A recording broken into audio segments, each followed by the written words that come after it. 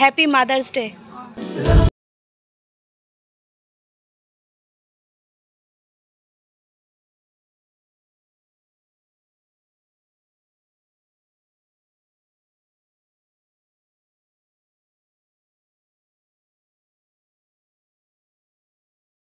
Hello বন্ধুরা, তোমরা সকলে কেমন আছো? আর আমি আছি খুব খুব খুব ভালো।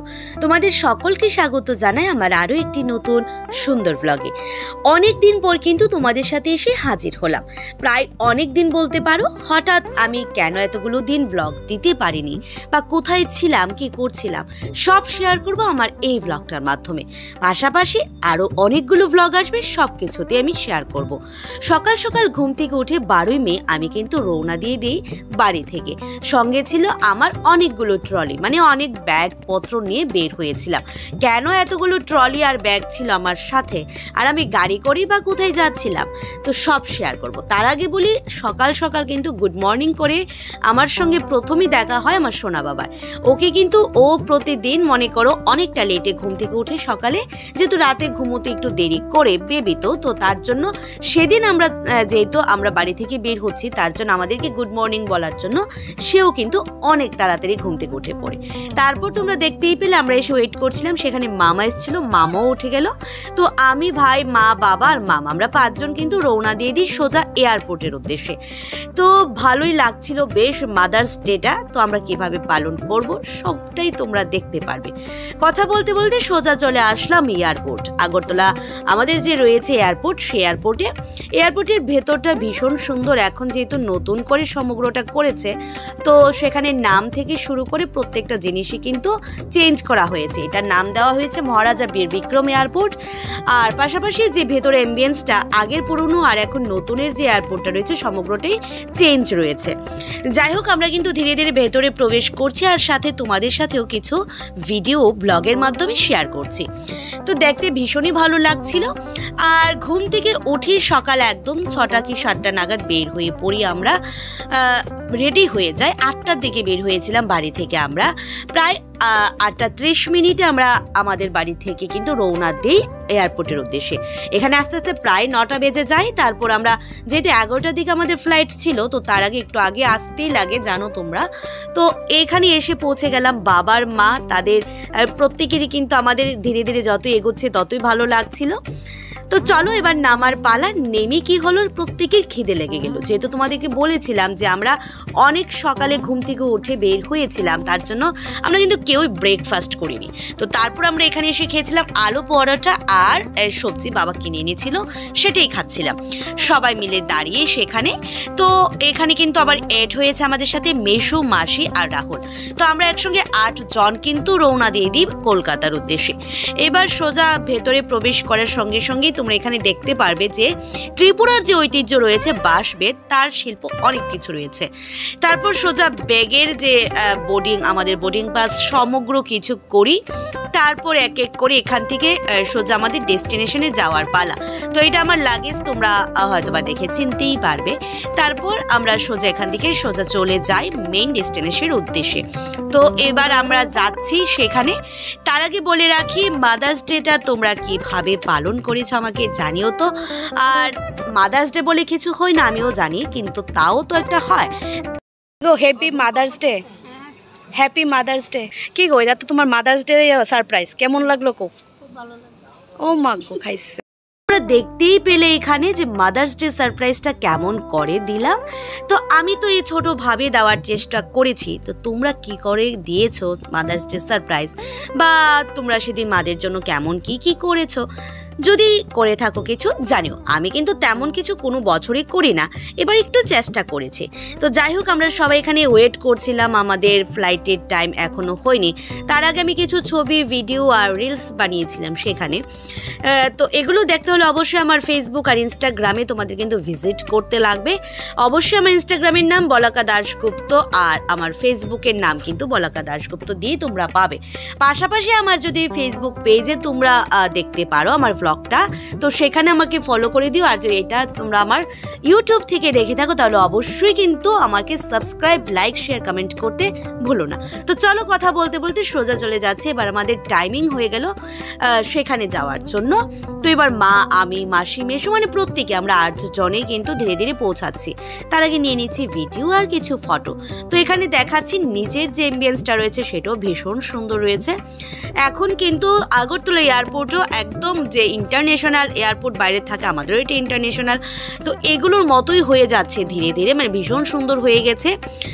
তারপর আমি ভিতরে প্রবেশ করি, তোমাদেরকে দেখালাম ইন্ডিগোর যে ফ্লাইটটা রয়েছে এখানে। তো এটার মধ্যে করেই আমরা কিন্তু পৌঁছে যাব কলকাতায়। তো সিট শেয়ারের ব্যাপারটা হচ্ছে আমি, সাহেব, মামা বসে একসঙ্গে, তার পাশে বসে মাসি রাহুল, আর তার অপর পাশে বসে বাবা, মা আর মেশো। और अधिक फुलाने के लिए इन लाल नलियों या नली से हवा भरें। তো এই কথাটার পর সোজা কিন্তু আমরা ধীরে ধীরে একদম ফ্লাইং করছিলাম।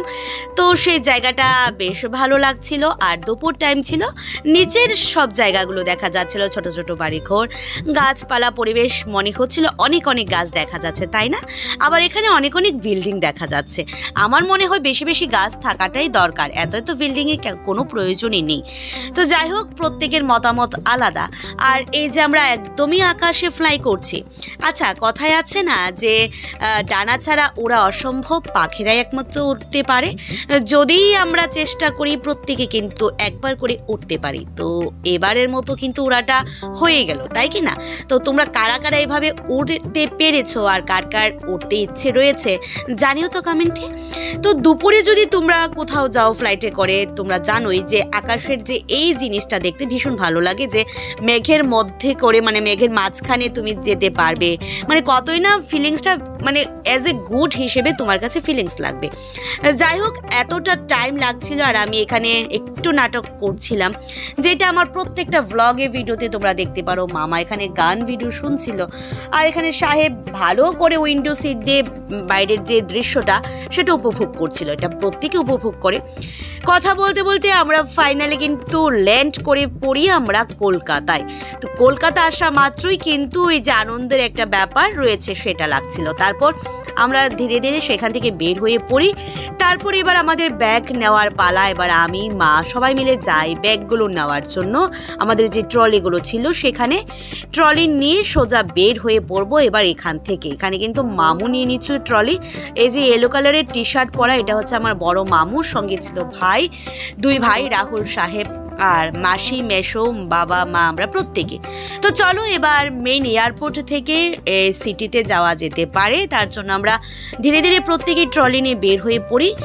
এবার ভীষণ রৌদ্র আর ভীষণ গরম, সেটা তোমরা অনেকেই জানো। তবে আমি কিন্তু প্রে করছিলাম যেন কলকাতায় যাওয়ার পর কোনো বৃষ্টি না হয়। গড গিফটেড যে আমরা কখনোই মানে বৃষ্টিটা পাইনি, আমরা আসার দিন একটু বৃষ্টি পেয়েছি। তার জন্য বেশ মানে যে কাজে গিয়েছিলাম কাজটা সাকসেসফুলি হয়েছিল। তো তারপর আমরা কিন্তু এখানে বের হয়ে পড়ি ধীরে ধীরে। তারপর বের হয়ে সোজা যাব আমরা বাসে করে আমরা আরেকটি ডেস্টিনেশন। কোথায় যাব তাও শেয়ার করব, কিন্তু তোমরা কিন্তু স্কিপ করলে ভিডিওটা কিছুই দেখতে পারবে না। সমগ্রটা দেখার জন্য অবশ্যই আমার ব্লগটা সম্পূর্ণ দেখতে হবে। তো এবারও আবার সিট শেয়ারের ব্যাপার রয়েছে। আমি, সাহেব, রাহুল, মামু আর বাবা, মা, মেশো, মাসি একসঙ্গে এমন দুজন করে বসেছিলাম। এয়ারপোর্ট থেকে হাওড়া যাওয়ার জন্য প্রচুর এসি বাস রয়েছে, যেগুলো করে তুমি উঠে বসলে তুমি বুঝতেই পারবে না কি গাড়িতে বসে রয়েছো। বেশ ভালো লাগে, বেশ আরামদায়ক। তো সেটা করেই আমরা চলে যাচ্ছিলাম। মাঝখানে পড়ে আমাদের হাওড়া ব্রিজ, যেটা ভীষণ সুন্দর। আর ব্রিজটা একটা ঐতিহ্য রয়েছে কলকাতার। তো ব্রিজে দেখতে দেখতে, ব্রিজের উপভোগ নিতে নিতে কলকাতার যে একটা ভাইবনেস সেটা কিন্তু পাচ্ছিলাম ধীরে ধীরে। তারপর সোজা চলে যে আমরা হাওড়া স্টেশন। এবার হাওড়া স্টেশনে গিয়ে কিন্তু এখানে বিভিন্ন রকমের ফল দেখতে পাই। সব থেকে বেটার হচ্ছে মালদার আম। এটা যে দেখতেই পাচ্ছ ব্রিজটা রয়েছে। তারপর সেখানে আমরা ফ্রেশ হই কিছুটা, তারপর খাবার দাবার করে সেখান থেকে আবার রওনা দিয়ে দিই আমরা সেখান থেকে দীঘার উদ্দেশ্যে। মানে সোজা আমরা আগরতলা টু কলকাতা এয়ারপোর্ট নেমে সোজা চলে যায় হাওড়া গিয়ে কিন্তু খাবার দাবার কমপ্লিট করে সোজা চলে যায় দীঘার উদ্দেশ্যে। তো আমরা দীঘাতে যাওয়ার জন্য আবারও নিয়ে নিই এসি বাস, যেটা দেখতে ভেতরটা অনেকটাই এয়ারপোর্ট মানে আমাদের ফ্লাইটের মতো। তো কোনো অসুবিধেরই কারণ নেই, সেখানে একদমই মজা করে শুয়ে ঘুমিয়ে একদম ভালোভাবে বেশ করে তোমরা যেতেই পারো। তোমাদেরকে যেমনটা বললাম এই বাসগুলির মধ্যে ভীষণ আরামদায়ক ব্যবস্থা রয়েছে, তার পাশাপাশি কিন্তু এন্টারটেনমেন্টের জন্য রয়েছে টিভির ব্যবস্থা। সেখানে তোমাদের একদম মনে হবে তোমরা সিনেমা হলে বসে বসে সিনেমা দেখছো। এখানে আমার মাসি দেখো, মা বাবা প্রত্যেকেই রয়েছে, প্রত্যেকেই ভীষণ হ্যাপিলিভাবে আমরা কিন্তু জার্নিটা শুরু করেছিলাম। আর তোমরা আমাদেরকে অবশ্যই আশীর্বাদ করবে জার্নিটা যেন একদম হ্যাপিলিভাবেই এন্ডিং হয়। তো তারপর আমরা কিন্তু এখানে আমার দুই ভাই দুপাশে রয়েছে, আর সাহেব তো খুব মজা নিচ্ছিল ভীষণভাবে। সাহেবের পাশাপাশি আমরা প্রত্যেকে, সিটগুলো দেখো কতই না সুন্দর, আর ভিতরে অ্যাম্বিয়েন্সটা ভীষণ 5 স্টার হোটেলের মতো। যাই হোক, আর সামনে রয়েছে টিভি, মামু মেশু রয়েছে এখানে। তো তোমাদেরকে যেমন বললাম যে এখানে কিন্তু তারা হিন্দি ইংলিশ মুভি চালিয়ে দেবে ধীরে ধীরে একের পর এক। তোমরা এটা দেখতে দেখতে একদম কিন্তু তোমরা তোমাদের ডেস্টিনেশনে পৌঁছে যাবে। 10-12 ঘন্টা কি করে পার হয়ে যাবে তোমরা বুঝতেই পারবে না। এখানে বাবা কিন্তু ভীষণভাবে মানে হ্যাপি রয়েছে যে একের পর এক আমরা ঘুরছি। সবাই প্রত্যেকেই আমাদের যে কাজের জন্য গিয়েছিলাম প্রত্যেকেই কিন্তু একটা জায়গা থেকে একখানে গেলে খুশিই থাকে। এবার পেয়ারা মাখা, কলকাতার বেস্ট অফ একটা ফ্রুটস মাখা হচ্ছে পেয়ারা মাখা। তো এখানে দেখো মুভি চালানো হয়েছে। আমার মামা কিন্তু একের পর এক 3টি মুভি দেখেছিল কলকাতা হাওড়া থেকে দীঘা যাওয়ার সময়টাতে।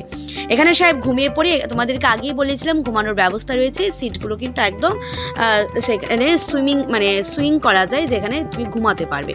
বাইরে দেখো এখানে মল রয়েছে, কলকাতার বিভিন্ন রাস্তাঘাট বিভিন্ন জিনিস দেখতে দেখতে আমরা যাচ্ছিলাম দীঘাতে। তারপর হাতে এসে পড়ে চা, আর মাঝখানে বলেছিলাম যে পেয়ারা মাখা, সেটা মামা এনেছিল, অনেকগুলো পেয়ারা এনেছিল। তারপর চা বিস্কিট খেলাম, এটাও ভীষণ ভালোভাবে খেয়েছিলাম। সন্ধ্যা হওয়ার সঙ্গে সঙ্গে কিন্তু ভেতরের যে এম্বিয়েন্সটা সম্পূর্ণ চেঞ্জ হয়ে যায়। এখানে সামনে সিনেমা চলছে আর চারোদিকে রয়েছে একদম লাইটিং ব্যবস্থা, আর মাঝখানে একদম ঠান্ডা ওয়েদার, মিন্স এসির যে বাতাসটা ভীষণ ভালো লাগছিল, কারণ বাইরে এত গরম, ভেতরে থাকতে ভীষণই পছন্দ হচ্ছিল তখন। সঙ্গে চা, তোমরাই বলো গরমে কে চা খায়, আমাদের কাছে তখন চা খাওয়ার এতটা মুড হচ্ছিল যে আমরা চা খাচ্ছিলাম। এবার দেখো গাড়ি থেকে নেমে দীঘাতে দেখলাম হোটেল অম্বালিকা, মানে আমার নাম অম্বালিকা, তোমরা অনেকেই জানো হয়তো বা অনেকেই জানো না। তো এখানে গিয়ে দেখছি হোটেল অম্বালিকা, তো আমি ভিডিও করে নিলাম যে আমার নামের হোটেল প্রত্যেকটা স্টেটই রয়েছে। এখানে সবাই মিলে খুব হাসাহাসি করছিলাম কোনো একটা কথা নিয়ে হয়তো বা। তারপর আমরা দুটো টোটো ভাড়া করি, মানে একদমই মনে করে 1 কিলোমিটার ডিস্টেন্স রয়েছে যেখানে আমাদেরকে বাস নামিয়েছিল, সেখান থেকে দীঘার পাড়ে যাওয়ার জন্য। আমরা একদমই দীঘার সমুদ্রের একদম সামনে ছিলাম, যে হোটেলটাতে ছিলাম এটা হচ্ছে এই হোটেলটা। এখানে কিন্তু আমরা প্রত্যেকে এসে পড়ি, আগে রুম বুকিং করি, তখন রাত্র আনুমানিক সেই 8টা কি 9টা হবে ঠিক তখন। ওই যে সকাল ঘুম থেকে উঠে বের হয়েছিলাম, এই মেকআপই রয়েছে, ড্রেস আপই রয়েছে। এখন গিয়ে রুমে আমরা প্রত্যেকে ফ্রেশ হব, তারপর কি করি সেটা কিন্তু দেখার বাকি রয়েছে। এবার দেখো আমরা প্রত্যেকে ওয়েট করছি, আমরা ধীরে ধীরে রুম পেয়ে গেছি, এবার রুমে যাব। তো দীঘাতে আমরা নিয়েছিলাম 2টো রুম প্রায় 2 দিনের জন্য। তো আমাদের যেহেতু 8 জন রয়েছে তার জন্য 2টো রুমই নিতে হয়েছিল আমাদের। তারপর সোজা চলে যাই আমরা রুমে গিয়ে কিন্তু আমরা ফ্রেশ হবো হয়ে দীঘাতে এসছি। রাত্র যদি 1টা 2টো 3টেও বেজে যায় না, আমরা তো দীঘার সমুদ্রে পার যেতেই লাগবে। এটা হয়তো বা প্রত্যেকের হয়, কার কার এমন হয়েছে জানিও তো, যে দীঘার কাছে আসলে যখনই আসো না কেন সেই সমুদ্র সৈকত দেখার মনটা আকুল হয়ে ওঠে। তো এত টায়ার্ডনেসের পরও কিন্তু আমরা এসে সঙ্গে সঙ্গে ড্রেস চেঞ্জ করে বের হয়ে পড়ি সমুদ্রের পাশে যাব বলে। আমরা কিন্তু এই যে হাঁটছি এর পেছনে কিন্তু আমরা ওইখানে যে বিল্ডিং রয়েছে সেখানে কিন্তু আমরা ছিলাম একদম সমুদ্র সৈকতের পাশে, একদম উল্টো দিকে। তো আমরা কিন্তু সোজা চলে যাচ্ছি মাসি মা সবাই। তারপর সৈকতের কাছে গিয়ে অনেক ভিডিও রিলস করি, তারপর সেখানে উপভোগ করি। সব থেকে বড় কথা আমি কিন্তু সেখানে গিয়ে কোনো ভিডিওই করতে পারিনি, ভ্লগের জন্য দিতে পারছি না, তোমরা দেখতেই পেলে। কিন্তু ভীষণভাবে আমি উপভোগ করেছিলাম। এত মানে আওয়াজ, এত বাতাস, এত কিছু, মানে সেই জিনিসটা, সেই স্নিগ্ধতা, সেই মুগ্ধতার ব্যাপারটা কিন্তু সেখান থেকেই গেলে পাওয়া যায়। ভিডিও দ্বারা আমি তোমাদেরকে বোঝাতে পারবো না। তারপর আমরা খেয়েছিলাম এখানে অনেক কিছুই। আমরা যে রেডি হয়ে বের হয়েছিলাম তখনের ভিডিওটা রয়েছে এটা। তারপর আমরা কিন্তু হোটেলে গিয়ে খেয়েছিলাম। আমরা সেদিন ভেজ নিয়েছিলাম। তো নিয়েছিলাম আলু পটলের ডালনা, নিয়েছিলাম ঝুরি আলু ভাজি, নিয়েছিলাম প্লেন রাইস, তারপর পনির টিক্কা ছিল, এটা আই নো জানি না, একটা মিক্সড ভেজিটেবল, আরও একটা কি জানি ছিল আলু ছক্কা না কি যাই হোক। তারপর খেয়েছিলাম সাদা দই, মানে একদম মানে মিষ্টি দই, আর হচ্ছে চাটনি, তোমাদেরকে দেখাবো এখানে চাটনি পানির টানির সব কিছুই রয়েছে। ভীষণ ভালোভাবে আমরা সেদিন ডিনারটা কমপ্লিট করি। সারাদিনের জার্নিতে মানে দুপুরে আমরা ভাত খেয়েছিলাম, আমরা ননভেজ খেয়েছিলাম, সেটা দেখানো হয়নি, তবে রাতের যে আমরা ভেজ নিয়েছিলাম। তারপর সবাই গল্প আড্ডা করে সোজা চলে যাই দীঘার পাশে। তার আগে দেখো তোমরা এখানে অনেক ধরনের মাছ রয়েছে, সামুদ্রিক মাছ। তোমরা জানো দীঘাতে গেলে সব থেকে মোস্ট ইম্পর্টেন্ট জিনিস হচ্ছে এই মাছ ভাজে খাবারটা। এটা ভীষণ স্ন্যাক্স আইটেমটা একদম ভালো লাগে খেতে। তো এবার হচ্ছে ফাইনালি আমরা দীঘাতে চলে আসি, তো তোমরা একটু উপভোগ করতে থাকো আমার।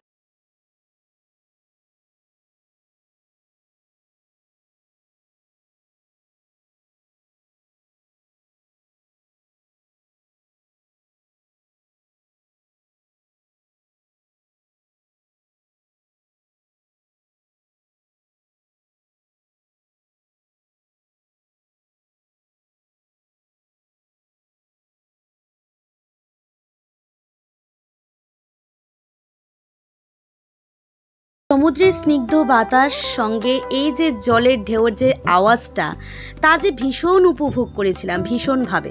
এটা ছিল আমার একটা বিশাল বড় পাওয়া, এটা আমার একটা ছোট স্বপ্নও ছিল বটে। সেই স্বপ্নটা আজ কাছ থেকে দেখতে পেলাম, হাতে ছুঁয়ে দেখলাম। আমি অনেকগুলো স্টেটে গিয়েছি, ঘুরেছি, তবে সমুদ্রটা আমার এই প্রথম। তো এটা আমি ভীষণভাবে এনজয় করেছি রাতেই। তারপর সোজা চলে আসি রুমে। এটা হচ্ছে মামু আর রাহুল ছিল এই রুমটাতে, আমরা ছিলাম এই রুমে। এটাতে ডাবল বেড ছিল, তো সেখানে মাসি মা আমরা প্রত্যেকে। রুমগুলি ছিল ভীষণ সুন্দর। রুম টোরটা তোমাদের সাথে আর করাতে পারিনি, সরি। আমি গিয়ে আগে ড্রেস চেঞ্জ করে কিন্তু আমরা নেমে গিয়েছিলাম, তোমরা যেহেতু জানো ভিডিওতে বলেছিলাম। আর তারপর রুম ট্যুর দেখাতে আমার ইচ্ছে ছিল, মানে মুড ছিল না, আমার মনে হচ্ছিল বারবার আমাকে সমুদ্র টানছিল, তো আমি দৌড়ে চলে গিয়েছিলাম। এসে যে অবস্থা হয়েছে রুমের, একদম ব্যাগটেক খুলে এটা টোর দেওয়ার মতো কিছুই নেই। তো এরকম ভিডিওতে যা যা দেখবে দেখে একটু বুঝে নিও। ভীষণ ভালো রুম ছিল, সামনে ব্যালকনি থেকে একদম সমুদ্র দেখা যায়, তার থেকে ভালো আর কিছুই হতে পারে না। প্রত্যেকে আমরা ভীষণ মজা করেছিলাম, একটা দুটো তিনটি করতে করতে অনেকটা দিন কাটিয়েছি।